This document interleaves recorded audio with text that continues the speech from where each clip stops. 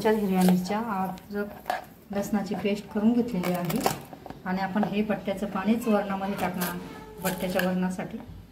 तर इथे मी तुरीची डाळ पण इथे कुकरमध्ये शिजवून घेतलेली आहे। इथे बघू शकून घ्यायचं आहे। इथे बघू शकता 3 चमचे आपण तेल टाकून घेतलेलं आहे। आता जिरे मोहरीची फोडणी आपण आधी मोहरी टाकून घेणार आहोत। अर्धा चमचा मोहरी टाकून घेतली आपण। अर्धा चमचा जिरे टाकून घ्यायचे। आता आपण अद्रक लसणाची पेस्ट टाकून घेणार आहोत। इथे अद्रक लसणाची पेस्ट टाकून घ्यायची। इथे आपण अद्रक लसणाची पेस्ट टाकून घेतलेली आहे। तिला छान परतून घ्यायचं फोडणीमध्ये। आपण आता आपल्या अद्रक लसणाची पेस्ट परतून झालेली आहे। आता आपण कांदा टाकून घ्यायचा आहे। इथे बघू शकता कांदा पण असा छान परतून घ्यायचा। इथे पाऊण चमचा आपण हिंग टाकून घ्यायचा आहे। कांदा परतून झाला की आपण थोड्या 2-4 हिरव्या मिरच्या अशा अर्धवट कापून ते आपण परतून घ्यायचे चांगले फोडणीमध्ये।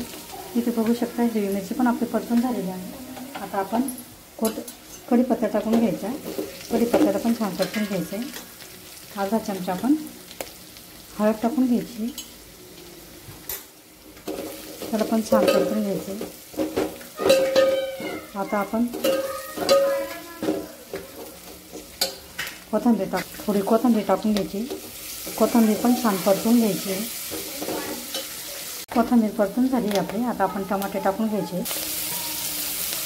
इथे बघू शकता आपण आता सगळे टमाटे टाकून घ्यायचे। टमाट्याला पण छान परतून घ्यायचे फोडणी।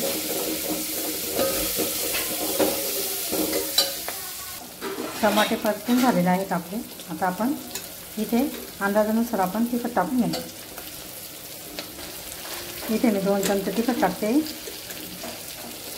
हे आपल्याला बट्ट्यासाठी ते वरण करायचे हे तिखटच छान लागतं। मी 2 चमचे टाकते लाल मिरची टाकून झाल्यानंतर आपण तिला पण परतून घ्यायचे चांगलं आणि बाकी थोडी फार कोथिंबीर टाकून घ्यायची। टाकायची असल्यास मी थोडंसं पाणी टाकून घेते आपला मसाला जळू नये म्हणून।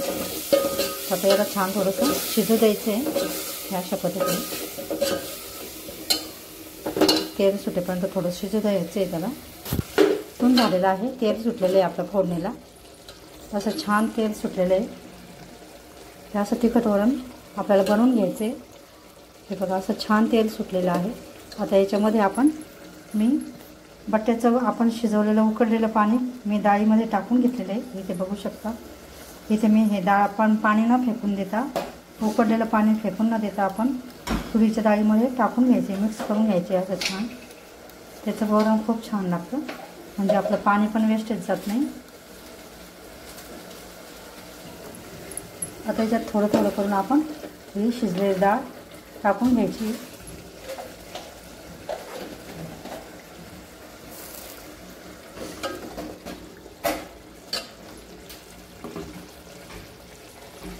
आहे फोडणीला तर आता आपण ही डाळ टाकून घ्यायची। पूर्ण डाळ टाकून घ्यायची डाळीचं पाणी आणि छान मिक्स करून घ्यायचं अशा पद्धतीने। अंदाजानुसार मीठ टाकून घ्यायचे।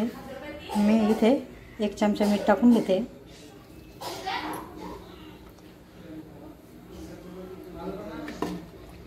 मीठ टाकल्यानंतर छान मिक्स करून घ्यायचे।